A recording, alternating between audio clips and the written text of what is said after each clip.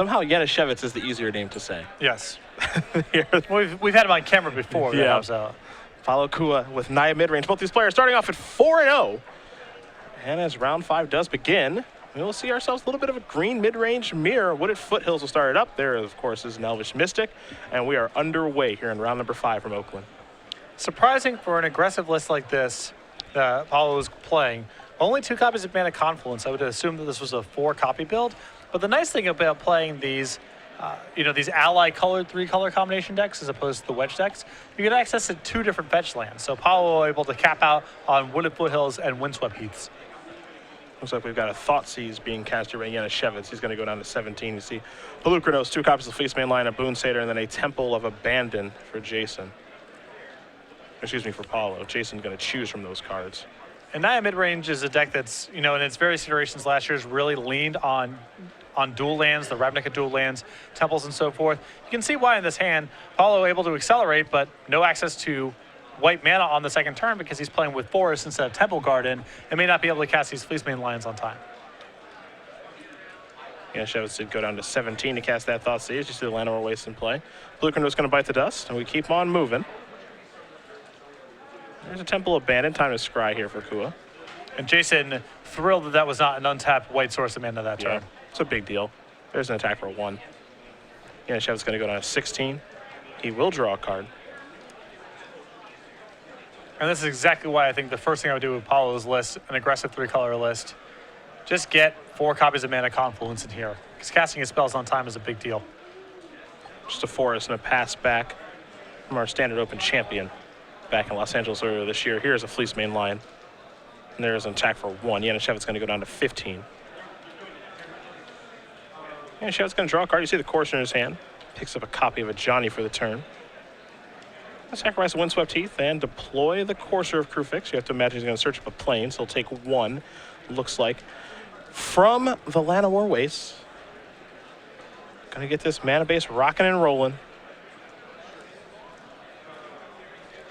And we'll see what the top card is from Courser here in just a moment. Not a lot of removal on Paolo's list. There's 3 copies of Lightning Strike, 2 copies of Crater Claws, 1 copy of Sarkhan, and 2 copies of Bow of Nylea, which, while not a removal spell, will make blocking very challenging if he's able to find one. Top card is a Sandstep Citadel. So back to Kua we go. He will draw a card. 1 mana away from the monstrosity on Fleece Main Line. Here's an attack. Janasiewicz going to look at the cards that he knows about in Kua's hand before making a block here. Yeah, no 5th mana source here, so it's not just a monstrous here. We'll see if Paolo's found a Lightning Strike. It almost feels like a freebie. All right, it's a Lightning Strike. So there goes the Courser. This is a really nice turn here for Paolo here because he gets to cast a Lightning Strike here and follow up with a 2nd copy of Fleece Main Lion. Yeah, that's actually a really good turn. That's a turn right there. Janasiewicz going to draw Sandstep Citadel for the turn. See, he's got an Elspeth in the grip. Also has a Siege Rhino. Does have an untapped land in Windswept Heath. I think he might be considering playing the Heath, cracking that, and then playing the Rhino. Although that sets him up in a spot where he can't cast the Hero's Downfall in his hand next turn. But I just don't think he has a play here if he plays the Sandstep Citadel. It doesn't appear that he can do anything this turn. So I think he has to play Siege Rhino. Maybe hope he draws an untapped Black Source next turn. I think he might just have to try to block the road with the 4 or 5.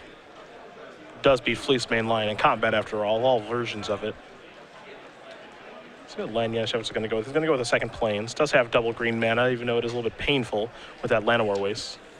And he has Elspeth in hand already, so once you get that 2nd white source. He's almost priced in.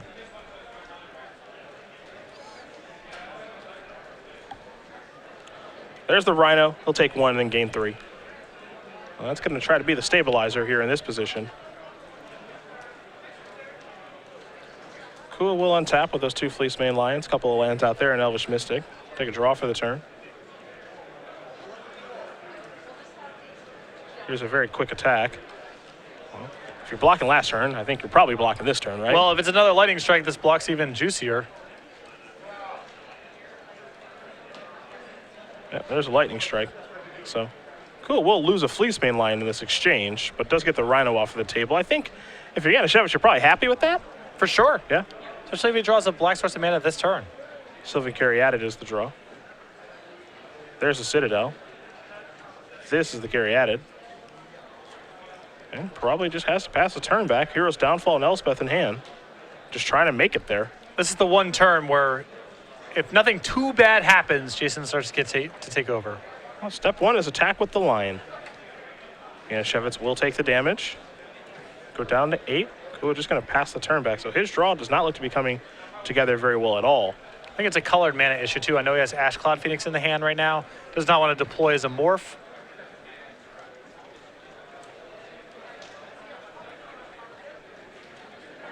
Janasiewicz going to go reaching here.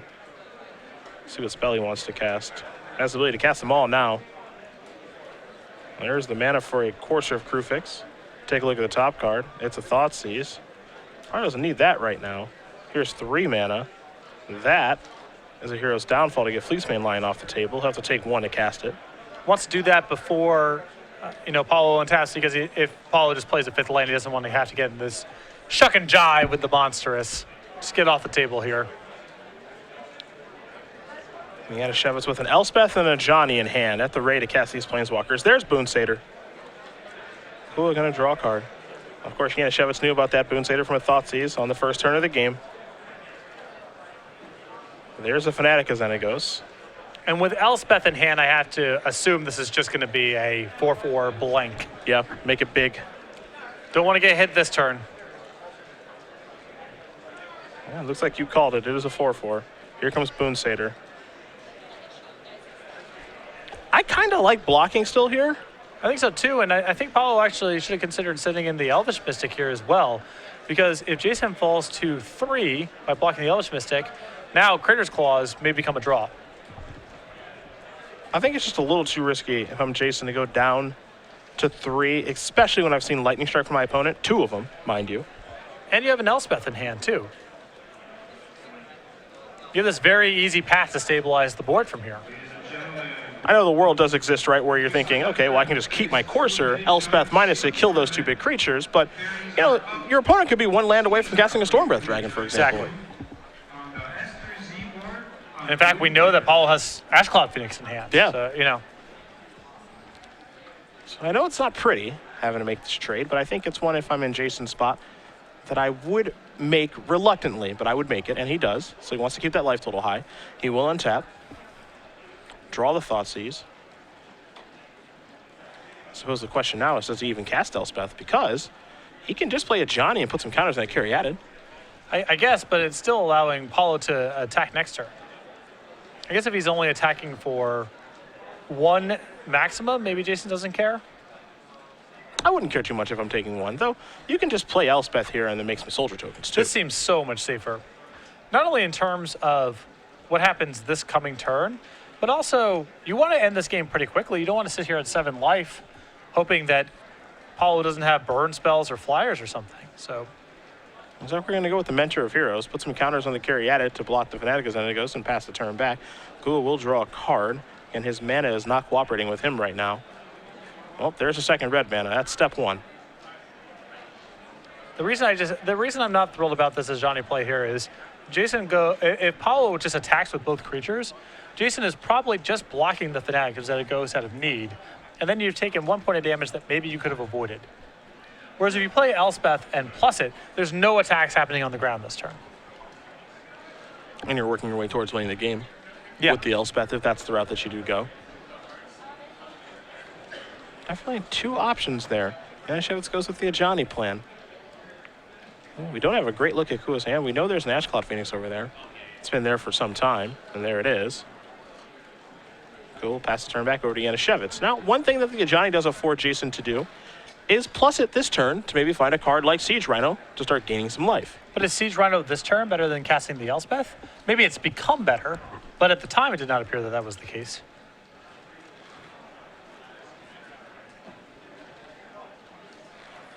Decision to make here if you're Janasiewicz. You know that you're under the gun in the skies. Ash Cloud Phoenix is here. Who knows what the follow-up could be. And once you have Elspeth in play, plussing Elspeth and then casting 1 spell a turn is very powerful. The same thing is not true of Ajani, or not nearly to the same extent. Looks like the elevator is going up on Johnny to take a look at cards. Hero's Downfall, Stands Up Citadel. All misses. Bye, bye, bye. Bunch of lands and a downfall. Now might be time to go that Elspeth route. It's almost like he doesn't have a choice, really. Well, if he Elspeth and minuses, then that means he has to commit all of his mana to it. And the Elspeth dies on the way back. And if he Elspeth and pluses, then he's taking a hit from this Phoenix, and that's something he definitely does not want to have happen. Yeah, he will minus. Clear up those creatures, pass the turn back. We'll draw a card here. Also, keep in mind, Paolo just has a 6th mana. This is really rough. Yeah, I mean, a 6 mana is a disaster no matter what. Doesn't look like he has that. Morph's going to come in. 1 damage is going to take down Elspeth. Now there's another Phoenix. Yep. This is a mess. The skies are not a very friendly place. Janasiewicz going to draw a card. It's a copy of Wingmate Rock. Nothing to attack with, though. That's a touch awkward.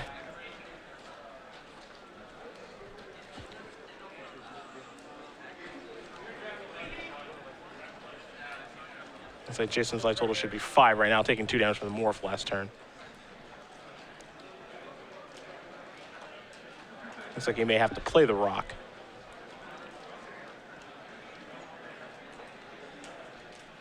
Maybe make it a little bit bigger. One thing that he's probably trying to work towards this game, oddly enough, is a Johnny's ultimate. Gaining 100 life might actually win him the game. Oh, it's good enough if he gets there. Yeah, at that point he can take all the time in the world winning the game. The problem is this play here leaves him dead to a mana. Yep. Untapped mana kills him here, or a variety of other things. Well, he's got to hope. That's all he can really do. Hope is, of course, not the best strategy, but sometimes it is a strategy that you have to employ. And we know that Crater's Claws is also lethal in this spot. Mm-hmm.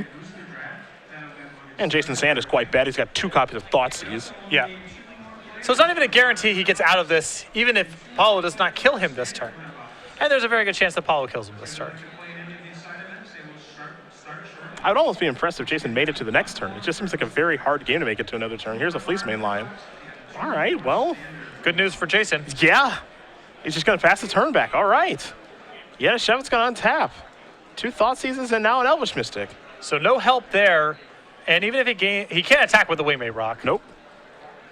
So he again has to fade a land or hope that there's some help here. Well, he might be able to attack now. There's a Sorin. That is huge. He might be able to attack now. He gets to move a lot of counter. Oh, you can't move any more counters with Wingmate Rock, but it's 7. It would be 7, pushing him up to 12. He also gets to play an Elvish Mystic here. He's going to start there. Now he gets to play the Sorin. And this is not the first time we've seen Sorin turn a game around. And the reason he plays the Mystic first, of course, so the Mystic can get the bonus from the Sorin. In the unlikely event that Paolo's attacking on the ground, but no reason not to. Yep. So now Sorin, you have to imagine, is going to go up. I would think that this is better than making a Vampire token in this situation, and then the Rock can probably get in, but you see Janasiewicz is going to kind of go through what he can do on this turn. He might be ticking down for a Vampire. Wow. So ticking up means that he would gain 3, 6, 7, 8, which pushes him to 13. So even if Paolo drew a land, it would only be 10 points of damage. Let's see what the draw is here. So hanging back on D is also risky in this spot too, because Crater's Claws is still a live draw. Mm-hmm. But you see what the big plan is here, right? The big plan is... just shields up this turn, Yep. go ultimate with the Johnny. Jason, for better or worse, has definitely picked his line to play this game. And if he survives this turn, I think he's in the clear. Now there is the 6th land. Now we can't forget with Ash Cloud Phoenix, the damage goes to the player, but you can redirect the damage over to a Planeswalker's, and that's what we might see him do here. Is say, you know what, I need to tick that at Johnny down, and if you're Jason, you're thrilled with this turn too. Well, yes and no. This is a fine turn, but I think that Jason was really hoping that he would just be able to untap and basically win the game with a Johnny's plus. And we remember, we know that Paolo has Crater's Claws in his deck. So this attack seems awfully ambitious to me. Now this is going to be a block on 1, and the vampire token isn't even force blocking the situation since it's not lethal. He's already played a land this turn. Ambitious is the word I would use too. I don't see this being very productive because the Wingmate Rock just gets to eat here. And the really risky part about all of this is you don't want Jason to just be able to plus Sorin and attack in the clear. Yep. He showed a lot of respect for your ability to kill you last turn by holding back on defense instead of attacking. And now you're making it really easy for Jason to untap, plus Sorin, get in one hit, and now Paolo probably can't get back into this. A third Thoughtseize is the draw. Doesn't want any more of those. This is going to go up, so take a look at a couple of cards. A Siege Rhino might be what he was looking for. He quickly slams that into his hand. The rest is going to go to the bottom here. And does have to reveal the Rhino, of course. Got to reveal what you find with the Johnny. And he may gain enough life this turn where he may feel comfortable firing off one of these Thoughtseizes. This is true. He could plus the Sorin, attack with the Wingmate Rock. That's a lot of life. See what's going up. Follow up with a Siege Rhino. He's getting pretty comfortable now.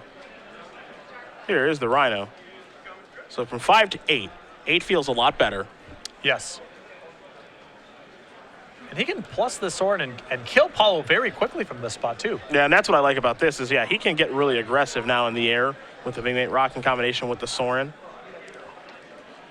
It can be an attack here for 7. That's a pretty healthy amount, especially because you're going to be gaining some life too.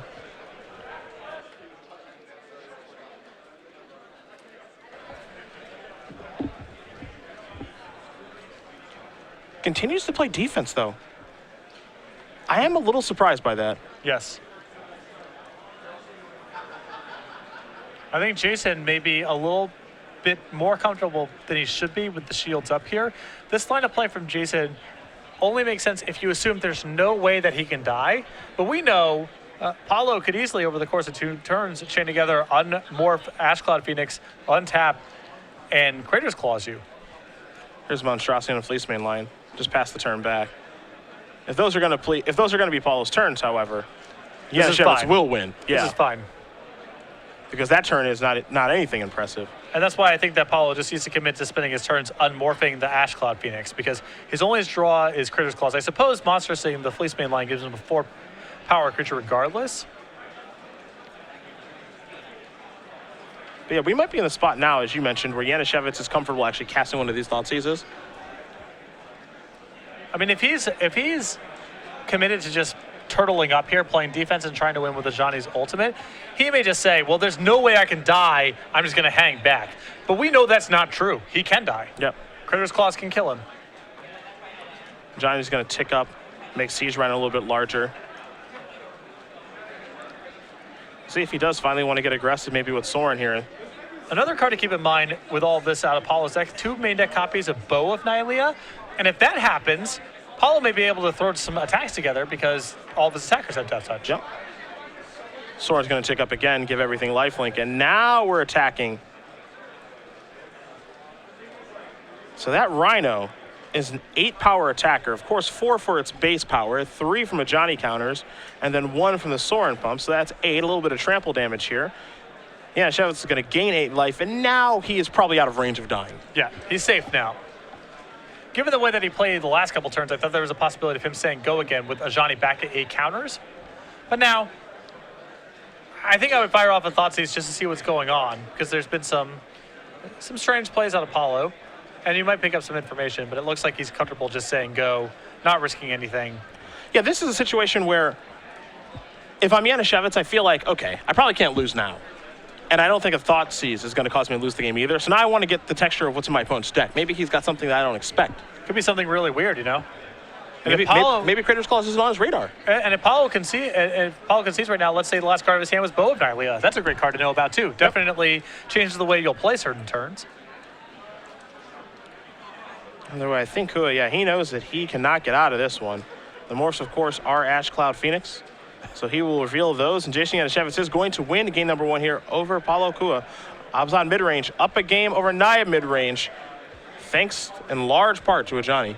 Jason's board looked dominating there at the end, but there were a couple turns there where Paolo definitely had draws that could win him the game. Let's see what's in the Naya mid-range sideboard. We have 3 copies of Anger of the Gods, 2 Stormblood Dragons, 2 Destructive Revelries, a Back to Nature, and End Hostilities, and then a Xenagos God of the Revels, 2 copies of Xenagos the Reveler, a Nissa World Waker, and a Johnny Mentor of Heroes, and an Elspeth Suns Champion. I like the Nissa in this matchup. I'm not a huge fan of Xenagos the Planeswalker, though I do like Xenagos God of Revels in this matchup. The 2/2s on the ground just don't matter very much. Abzan mid-range, very good at blocking, but Xenagos the God can make 1 threat lethal on its own, so I like bringing it in here. And I like the 2 copies of Stormblood Dragon as well. Flyers are good against Abzan mid-range, and it does avoid Abzan Charm and Utter End as removal spells, so they happen to be in Jason's hand. Take a look at 2 copies of Arbor Colossus, 3 Bile Blights, a Dune Blast, 3 copies of Drowning Sorrow, 2 in Hostilities, and a race like Garruk, Apex Predator, Liliana Vest, and then a Nissa World Waker. So, of course, the Planeswalkers and those mass removal effects here in the sideboard of Abzan mid-range. I do like the Dune Blast. I actually kind of like the Garruk here. Yeah, just go big. I also like bringing in the Bile Blights because Paolo has shown that he's got kind of an early game going on here. He's got some Fleece Maiden Lions and such. Yep. So I would bring in the cheap removal. I'd bring in the Sweepers and a couple of Planeswalkers here. I wouldn't bring in Liliana, for example. The matchup's not really about controlling someone's hand, but I think that Nissa and the Garruk are well suited. Well, as these players do sideboard, we will get ready for game number 2. We will talk about Cardboard Crack, paperback books now. The very popular Magic the Gathering themed black and white stick figure cartoon coming to you in book form. We have 2 books on sale right now on Star City Games for $12.99 a piece. StarCityGames.com/cardboardcrack for more information. One of my absolute favorites. I follow these guys on Twitter. Okay. Big fan. It's just something nice in my day I get to see. Good for a chuckle. Truthfully, get it right a lot of the time, too. Yeah. They're just very, very well done stuff. Again, StarCityGames.com/cardboardcrack for more information. As now we finally do have an Abzan mid-range deck here on camera. Siege Rhino finally showing up to the party. I had one briefly, but now we get to really see it in action. Yep. I have some pretty high standards for comics as a rule, and Cardboard Crack usually gets a chuckle out of me, and I'm a tough audience, so that's high praise. Trust me, he is a tough audience. Yeah. You are just old. I am old. Humor, but you're weathered. Even when I was a kid, man, we got the Sunday newspaper and you get all the cartoons there, the cartoon strips. And even as a kid, Garfield and Marmaduke, I was like, this is just the dumbest, who laughs at this? Marmaduke just knocking over plates and just being a big dog or whatever. Garfield. Did you like Clifford? No. No. I liked Calvin and Hobbes. I liked The Far Side. That's about it.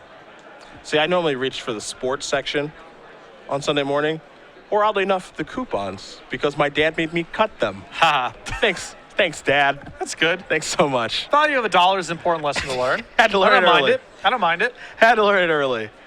And how much paper cuts suck. Yep. I learned that pretty early, too. As a 7 or 8-year-old, it's not like your time has a lot of value on the free market. I don't appreciate saying that at all. Well, you have no skills, and it's illegal to hire you. I was very good at NBA Jam. I think that is a skill. Well, not one that your parents can leverage into money. So you cutting out coupons is a more valuable use of your time for your parents than anything else you could really be doing. I suppose that's true. I think Doonesbury was another cartoon I liked when I was a kid. I may be forgetting the name, but it was some political topics, sort of dry not webcomic, rather. I imagine that you hated Dilbert. Dilbert is an F-. Yeah. Dilbert is atrocious. Not much of a surprise there. Yeah. Saw that one coming a mile away. It's like first panel is a thing, second panel is something vaguely funny, and third panel is the punchline that ruins the joke. Every Dilbert comic would be much more funny if it was only 2 panels. I see. Yep. There's probably a market for that. You could really open things up. Well, whatever. That guy's made his money. I mean, he's not gonna take my critique seriously. But that's probably true. 2-panel Dilbert, I think, is a big upgrade over 3-panel Dilbert. I've heard that we've just lost a few viewers due to your Dilbert thoughts. That's fine. Don't care.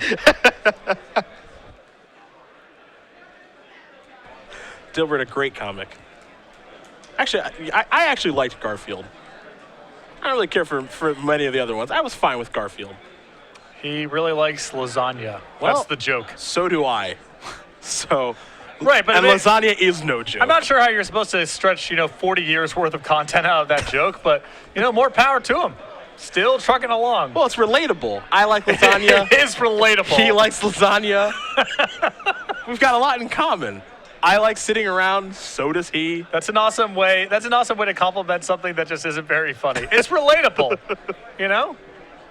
Windswept Heath going to search up a Plains. My days are also often pretty boring, and I like eating food. Yeah. So we have that in common. Here's the Fleece main line in an attack for 1. Janasiewicz going to go down to 19. You saw him play Temple of Malady on turn number 1. Draws a copy of Dune Blast. You have to imagine he's going to try to set that up for the rest of the game. Let's see what the second land is. He's definitely got some options. He may have a Bioblight in hand, just not sure if he's got another black mana source. I gotta be careful about making fun of things because after last week when I made fun of Coheed and Cambria, I got some hate tweets from someone. Yeah, you were under attack. I was under attack. Yeah. Someone was not happy. K's of Koilos going to come into play. Pass the turn back over to Kua. Decides he wants to use his turn Bioblighting. There's the attack. There's the Blight. And this is a subtle thing, but when you're in spots like this, generally speaking, I like Paolo just casting whatever he's going to cast on his first main phase. Because when you attack with the Fleece main line and then don't attack with the Elvish Mystic, it's an indicator that you plan on using the Elvish Mystic for mana. And we see it here, Paolo tapping out for a Pelucranos. If you attack and Jason goes, I'll Bioblight your Elvish Mystic, you might not have anything left to do with your turn. Yeah, it could be a disaster. And if Jason has something like Courser Crewfix in his hand and a third land, it's very realistic. He says, all right, I'll take 3 from the Fleece main line, kill your mana creature, maybe swallow up your whole turn, and now your Fleece main line is not worth very much. So tip at home. Sometimes with those mana creatures, if you're going to be giving away that you're going to use them in your second main phase, cast the thing you're trying to cast in main phase 1. Windswept Heath will get sacrificed here. Janasiewicz is going to search for a forest or Plains. It will be a forest. Looks like he's got a Courser of Crewfix to cast here in just a moment. After he gives his deck a healthy shuffle. And we'll see what he does find.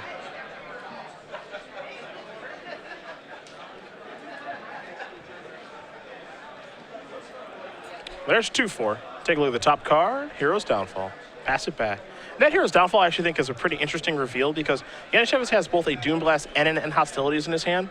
So Paolo may have some interest in saying, okay, I'm going to deploy and dump a bunch of creatures to overpower the Hero's Downfall, and then they all get swept away. Exactly. That's the squeeze that Abzan midrange can put on you post-board. There's a lot of spot removal and a lot of sweepers, and we've seen with, say, Blue-White Control last season, where that can be a very hard combination to mix through.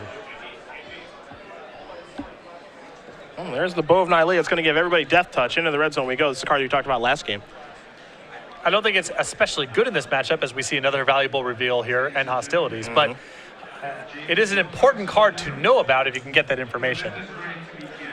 Temple's going to put End Hostilities to the bottom. There's a land on top. That'll be Janasiewicz's draw for the turn. Here's 3 mana. We think. Remember, Paolo knows about the Hero's Downfall here, so. Yep. That's easy to cast. At that point, there's no incentive for Jason to get fancy. And I'd be surprised if Jason doesn't attack here simply because attacking creature have Death Touch. So if that Elvish Mystic comes into the red zone, I can't imagine you're blocking it. Exactly. Unless he's willing to trade off, which does not seem right to me. He needs to be attacking. So Bo doing a little bit of work and a big draw for Paolo. There's a mountain, but we know that his deck needs 2 to do some really good things, like Ash Cloud Phoenix last game. There's a Rebel Master. That only takes 1. That's also a very nice combo with Bow of Nylea. Yes. That's pretty neat. Little Goblins having Death Touch. That's great. I can get behind that. We see spots like this all the time where you have a Rebel Master against a Courser, and it's like, well, my tokens don't do anything. Can't attack with my Rebel Master. But now, with the Bow, we got something going. You got a little Bow activation here. Oh, yeah. Pump up the jam. Love it. Love it. Put a +1/+1 counter on target creature. Among the many things the Bow can do. Janasiewicz going to draw a copy of Llanowar Waste. Arbor Colossus is the top card of the deck. You take a look at the mana base there. It's a little bit painful. It also only has 1 white mana among it. And Arbor Colossus, another card that gets much worse against Bow of Nylea. Normally that's big enough to cover everything Paolo can bring to the table, but the Bow makes blocking really tough, as we all know. Janasiewicz going to reorganize his lands a little bit here. And he can't cast End Hostilities because he doesn't have double white. Yeah, he has a Sorin. It looks like he might go that route. But he's sort of getting squeezed here. This bow is going to be a challenge. Normally, Abzan mid-range is exceptional at blocking on the ground, but not this game. I'm surprised to see just how good the bow is here. It's not a matchup where you would assume that that bow would be very good, but because Paolo has to attack on the ground, and because one of Abzan mid-range's strengths is blocking on the ground, the game can shape up like this, where bow would make an otherwise very safe board for Jason problematic. Who are going to draw a card? It is a mystery. Let's see what he can put together here. I mean, there's no absence of power on Jason's side of the table or in his hand. Another Fnatic Xenagos here. A tribute trigger will be placed on the stack. No, power is not a concern here for Jason at all. I can promise you that much. But Bow of Nylea may allow Paolo to hang, even though he's just attacking on the ground. Fnatic Xenagos, we can't forget, has Trample, a combo with Death Touch. Oh, shoots the flyer. We're seeing all the parts of the buffalo. Yeah. Bow of Nylea doing it all. There's Rebel Master Trigger. Red zone time. All we need to see him is put that Pelucranos on the bottom of his library. We'll see it all. Rebel Master going to hang back on D. Going to go after the Sorin here. I'm not a huge fan of Rebel Master hanging back on D when you know when hostilities could be coming. We saw one go to the bottom of the deck. Sure, it's still, I still feel like a short game is not that, a long game rather is not that great for Paolo here. And if the Rebel Master trades with the Courser, well, it's not like that's the end of the world. Utter end of the top card. Looks like it's Arbor Colossus time. Pain-free. There's the 6/6. Janasiewicz is having some mana issues at this moment, though. Doesn't have the double white for hostilities, and he's a little far away from Dune Blast. Dune Blast can be a game winner. I have no sympathy for someone with 3 colors of mana and play and 5 lands on the table. It's not mana trouble. Well, it sure feels that way. Don't say I'm stalled on lands. Don't say I'm color screwed. It's not true. Cool, we're going to draw a card here. Bo and Ilea doing a real number on this game. Yes. Again, not a card I had high hopes for in this matchup, but this game, it's been incredible. I think Jason would have had no issue stabilizing this game if it weren't for this Bow of Nylea. There's a Goblin token. Attack him! Yeah, it's red zone Everything. time. Patrick wants everything. No, Rebel Master's going to stay home.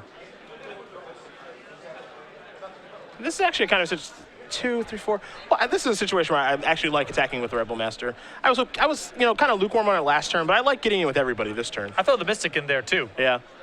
Depends on what's in the grip, of course, but Arbor Colossus is looks like it's gonna block Fnatic, but because Fnatic has Trample, it only has to assign 1 damage to something. Yeah. In combination with Death Touch.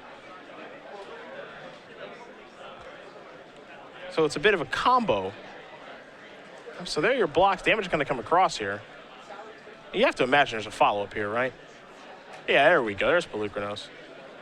But you see where Janasiewicz life total ends at the turn. Exactly. He's at 2, so it looks like you missed out on the potential for a lethal attack here, or at least getting the Courser off the table. Because now if a White Source comes off, and that's a hero's downfall, we could have seen it. We could have seen hostilities there, and then we got a brand new game. Absolutely, yeah. I think that was a little bit dangerous there. I think Paolo's turn is much better served attacking with everything, using some of his mana left over to dump into Bow of Nylea, depending on how blocks shake out. Because the Bow of Nylea also means that Courser can't be the thing that blocks the Rebel Master. Because he can just make it +1/+1, and then it's not a trade anymore. It has to be the Arbor Colossus, at which point the Courser is either chump blocking Fnatic Xenagos, or it's going in front of a token, and either one of these is really good spots for Paolo to be in. So I think he needed to make a much more aggressive attack there at the end of game 2, but Jason did not find the second White Source, and we go on to game 3. Game 3 is where we head in just a moment, but we will talk about SCG Game Night every week in November, and we've got a new token for you. This program has been so well received that we don't want to lock it in just to Wednesday nights anymore. Stores, you can run it any day of the week that you want to. Every month we send out a new kit of foils and pins. This coming November will be the Worm token that you see on the screen right there. If you're interested in getting these kits to your store in December, make sure to go over to Star City Games right now and check it out. StarCityGames.com/game night for more information. It's a worm. Friendly, fun, Magic, any day of the week, any format you want, sanctioned, not sanctioned. Just get more people in your store playing for foils and pins. It's simple. Easy stuff. This match, anything but. These players going back and forth with their mid-range green decks. We'll see who's able to take it down here. Kua, of course, splashing red. Well, Janasiewicz has the black splash here. Looks like Janasiewicz needs a little time to prepare for game number 3, so yes. We will come back to the booth here. Center field is Patrick Sullivan, StarCityGames.com Open Series here in Oakland, California. Almost halfway home here. Seen a lot of Jeskai, seen a fair amount of Mardu, and now we do have some obs on here from our Star City Games Los Angeles champion earlier this year, Jason Janasiewicz. And I've been very impressed with the green X shells. The green-red monsters deck that won Grand Prix Los Angeles. We had a little bit on booth in Minneapolis last week. Not that Paolo's deck is exactly that, but it's a derivative of that kind of strategy, mana acceleration to big threats.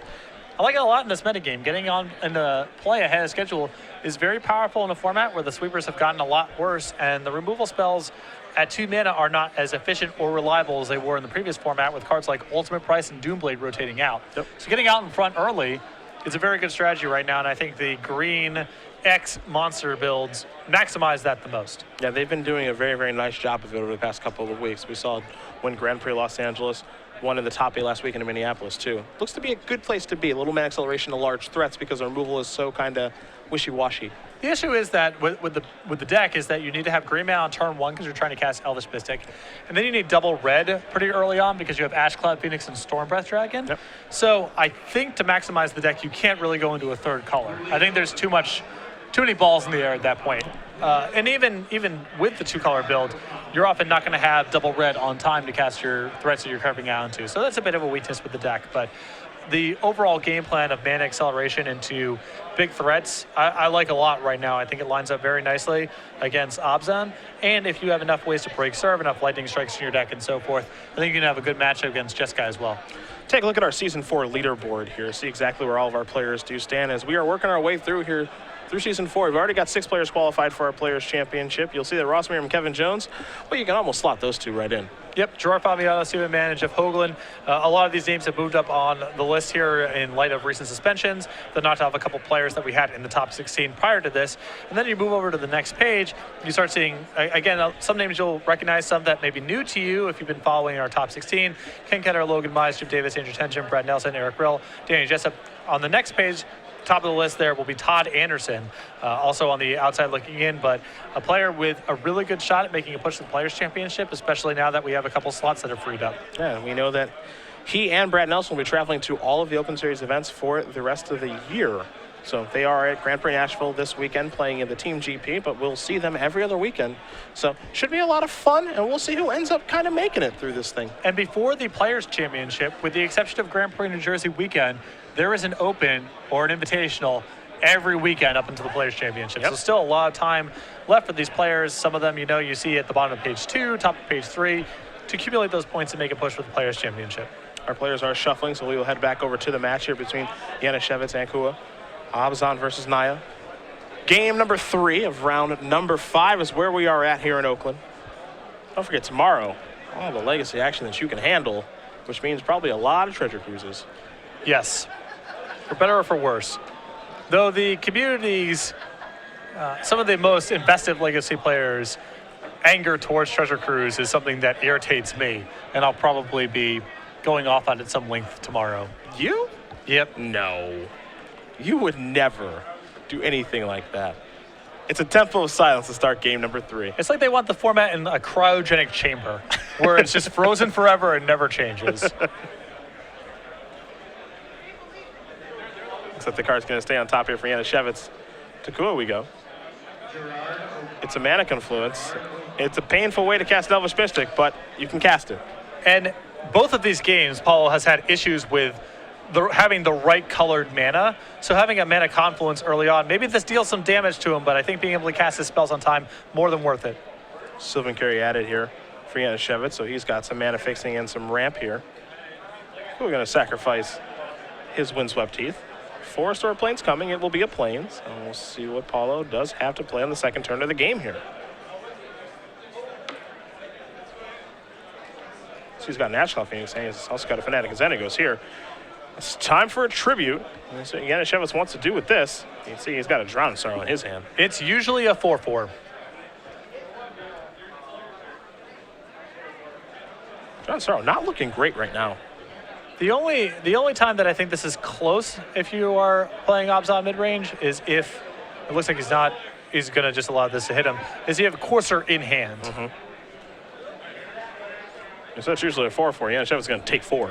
Yep. It's down to 16. Now, Caryatid can't block the same way, and Siege Rhino can block regardless. So the only real flex card that changes the equation is Courser Crufix. Sacrifice the fetch line. Well, Janasiewicz, he's down to 15. There's a Plains. Steve's got a Rhino to cast. That'll take care of that Fnatic quite easily. What kind of sound does a Rhino make? It moves. Moves. It moves. I'm glad you came around. It took you a little while there. You tried to fight it. But I never give up. There it is. Well, the thing is, with the mouth open on the Siege Rhino, you can imagine any sound effect that you want. Some of the fun of the card. Like I said, I just imagined it cursing. Just cursing up a storm. Yeah. A really vocal Rhino. Yeah. Just having a bad day. Just so mad. Which makes sense. It's being rid around by some guy. He's got a bunch of stuff on his back. He's in the desert. That's probably uncomfortable. It's probably hot. Probably really hot. A lot of ornamental jewelry on him. That's really obnoxious when you're just trying to do your job. There's a million people behind it, so it can't even stop because he'll just end up trampling all those people. No one said being Siege Rhino would be easy. No. And you're 4 copies in all these decks, so you're working constantly. That's true. Don't have a day off. Kua's Road has been blocked by the hard-working Rhino. We'll see if Paolo has some flyers he can bring to the table now. We know he has Ash Cloud Phoenix. And that's the trick. That's how you beat this thing. You go above it. You can't really kill it, or it's hard. There's a Fleecemane Lion. Gonna take 1 here. See what this is gonna be. Well, that's not good for an Heir of the Wilds. Heir of the Wild is one of the ground creatures that's pretty productive against Obzon. Most of them are not. Ooh, Dune Blast with the draw. Things get a little more interesting now. Again, if you're able to gear your game towards a Dune Blast with the necessary mana, you're going to win it. Well, I don't think he has any more mana in his hand. I think that's the problem. Got an Obzon Charm, though. That can draw you into mana. If he does want to go that route. Obzon Charm is a pretty powerful card, though. Well, it takes up his whole turn. Yep. That's the challenge here. This is not a terrible spot for him to just cast the Drowning Sorrow that's in his hand. And he does get to Scry too, which is attractive when he's trying to make some land drops. And I just question how good this Drowning Sorrow is going to be going forward.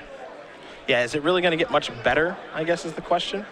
Get to kill 2 creatures, and probably the 2 most obnoxious creatures. The mana creature that may allow Paolo to do something really powerful, and the Heir of the Wilds, which Jason can't really attack through nor block effectively. There's 2 mana. Let's make it 3. It is time for Drowning Sorrow, it looks like. Yes, sir. Well, that's going to take care of a Mystic and an Heir. Heir of the Wild's, of course, going to be a 2/2 forever. And then when it attacks, it can grow a little bit. So Janasiewicz going to scry here. Siege Rhino still holding down the fort here as best it can. Top card to the bottom there for Janasiewicz. Not interested in that one. That's a cool we do go. Take a draw here, see what he's able to find. Cutting that mana source might be very important in this game. For sure. Yeah, I mean, most of the threatening things that Paolo can do in this matchup, they involve having a lot of mana. I mean, Ash Cloud Phoenix, his Planeswalkers, Monstrous on Fleecemane Line, all of it. I smell a Lightning Strike here. So now the question now, if Janasiewicz is, do you want to block and trade a Siege Rhino for a creature plus a Lightning Strike? And I would have to say yes. Yeah, because Paolo gets to untap and, you know, Obzon Charm, he gets to keep his life total pretty high. Yeah. Yep, that's a Creator's Clause. It's all the same, really. Yep. So there goes the Rhino. And that's Kua's turn. So Janasiewicz is going to untap. He draws a card. It's a Forest. That's a big one. He'll play that. Again, his hand right now, a Bile Blight, 2 copies of Obzon Charm, and that Dune Blast.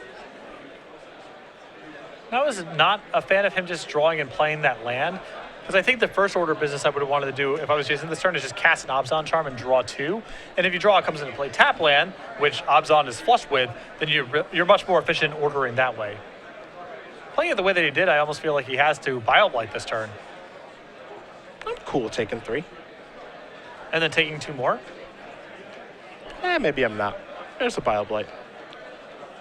Make a compelling argument. Yeah, I think once it's your whole turn, I would rather lead with the removal spell and then save the card drawing for later. Especially it's a card draw where the board could change and you would want to cast Obzon Charm, killing things or putting counters on your creatures. Fleece main line going to show up to the party here. Janasiewicz is going to draw a card, copy of Courser of Krufix. Looks like he's going to lead out with this. Let's see what the top card is here. That's a Temple of Malady. Now we got the ball rolling. Beautiful. Going to gain life. Take a look at the top card with the Scry. It's a copy of Elspeth, Sun's Champion. That's a powerful Magic card. Almost tough to say no to that one, and he won't. Against a deck that's trying to beat you down with 3 lanes in play, I like an Elspeth quite a bit too. Who are going to draw a card? Now he knows he's facing down Elspeth, probably as soon as next turn. Step 1 is the attack. And I still like blocking. I don't know about you. Well, there's more of an argument now for maybe not blocking because you're at 16, but it's still, if nothing else, all these trades are Paolo's entire turn. That's why I like which makes it really attractive just to, even if he has a lightning strike, that's fine. You're going to untap and do something really powerful. Yeah, if your entire turn is lightning striking me, by all means, or lightning striking my creature, what have you, that's fine with me. Janasiewicz going to untap here. You saw Ashcloud Phoenix be the follow-up after he did block the Fleece main line. Take a look at the top card now. It's a copy of Lateral Waste. That's going to come into play. Janasiewicz is going to go up to 17. Top card's a Mana Confluence. That'll be his draw next turn, most likely, unless he tries to get a little unique with Obzon Charm. But I've got a feeling it might be time for the Sun's Champion to show up now. Elspeth and plus is pretty appealing here. Obzon Charm, of course, takes care of the Ashcloud Phoenix, one of the best answers in the format to that card. And maybe given the advantage he has in play right now, he's happy holding off a turn on Elspeth to make sure that nothing weird happens with his Ashcloud Phoenix. I think that world does exist. Though he is separating some mana. Again, pretty tough to pass up on an Elspeth, but either route that Jason does go, he's in a pretty good spot. He has a lot of good options, which is a great place to be in.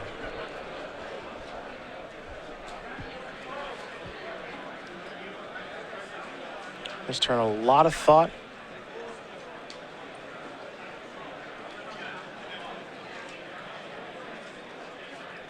It looks like he might go with Dune Blast.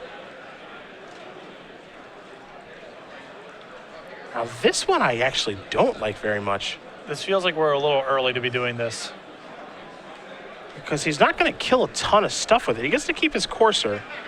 But the Ashcloud Phoenix isn't going to die. He loses the Caryatid. And is he going to try to get aggressive in this exchange? It looks like he's going to. So I guess what's nice about this play is that if, let's say Paolo taps the Mana Confluence, he falls to 6. He probably doesn't block the Courser when Jason attacks next turn, and 2 copies of Obzon Charm finish the game off. Okay. So maybe based on Paolo's specific life total, this is attractive, but now this is happening and feels like you've given up a little bit of value for not a lot of upside. Draws a Mana Confluence. Obzon Charm's the top card. That's going to come into play. Janasiewicz is going to gain life, go up to 16. The coast is clear for Elspeth now. I do have to give him that. No flyers out there at this point. See if he does want to cast the Planeswalker. Maybe take the Obzon Charm route, as you did mention. Because the world does exist as well here, right? Where you see an Obzon Charm on top of the deck, and the Janasiewicz attacks, and he says, and Paolo says, okay, no blocks. Because I don't want to lose my creature to an Obzon Charm. And then you say, well, I have 2 of them. Though 2 of them isn't lethal now because he didn't go down to 6 in the hypothetical that you did present. So Though seems like Elspeth is the easiest way to go. It is the easiest way to go, but can Paolo's deck really beat a 6/8 Courser? I mean, I guess there's some chance he has something like Reclamation Sage or Destructive Revelry in his deck, so maybe it's more dangerous to be pushing on this. Maybe in Chain of the Rocks. Not impossible for any of those cards to show up. Yeah, so I guess I just like erring on the side of caution. If Paolo doesn't have anything of significance, your Elspeth tokens plus the 2 Obzon Charms are going to kill him next turn regardless, so. It's time for some soldier tokens here. Saw the attack with the Courser. And Elspeth, of course, going to deploy her soldiers. And back to Kua, you have to imagine we're going to go. It's time for him to draw a card. Janasiewicz is getting even closer to being 5-0 here in Oakland. Paolo has made a really good match of it, Here's an Johnny Steadfast. but it's just really hard to beat Abzan mid-range on the ground. He was able to take one of these games basically just on the back of Bo of Nylea. But it's hard to win 2 games out of 3 like this. Yeah, I just don't really want to be on the ground against this sort of deck. This is where they are at their best. You see until in a turn. Up to 1 target creature, which will be Fleece Mainline. Gets +1/+1 against First Strike, Vigilance, and Lifelink. Haven't seen a lot of a Johnny Steadfast since it's come out. No. That's the short summary. I have no follow-up. Yeah. We just have not seen a lot of this card. I do remember Andrew Boswell, I believe, using this to great effect when we were in Baltimore in combination with Skylasher. That's a combo. Yeah, against Mono Blue Devotion. Something he was able to put together. They couldn't attack and they couldn't block, and you're gaining life in the exchanges. Well, that's really the last we saw of him. That was during Season 3 on the Open Series. That was a long time ago. Formats and cards, they're all contextual. Yeah. See a jump block there from the Soldier token. Pass the turn back. Kua going to gain a little bit of life there, of course, as Steadfast does grant lifelink. An Abzan Charm added to the grip. Drown of Sorrow, the top card on the deck. Looks like it might be time for Janasiewicz to attack here. Just trying to figure out a way to close this out with 3 Abzan Charms in hand. Well, I think that with Jason here, just send everything at Paolo. If he says no blocks, period, then you kill him. And if he blocks, then you get to recommend combat by using your Abzan Charms as pump spells. And you get to decimate the team. Abzan Charms is going to take care of the Lion. Here's the attack. These players have about 2 minutes left here in the match. And this, I did not like the use of Abzan Charm there very much,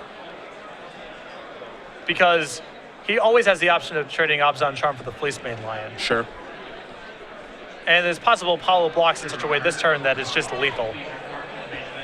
Janasiewicz going to put 2 counters on whatever is being blocked, by the Morph creature. He can distribute in a unique way, so get those out of there, force through some damage. And now the Elspeth, you have to imagine, is going to go up. So here come 3 more Soldier tokens. Rarely do we see Abzan Charm distribute +1/+1 counters across 2 creatures. Typically only on 1. And in that spot, I think Jason would have been better served just making a 3/3.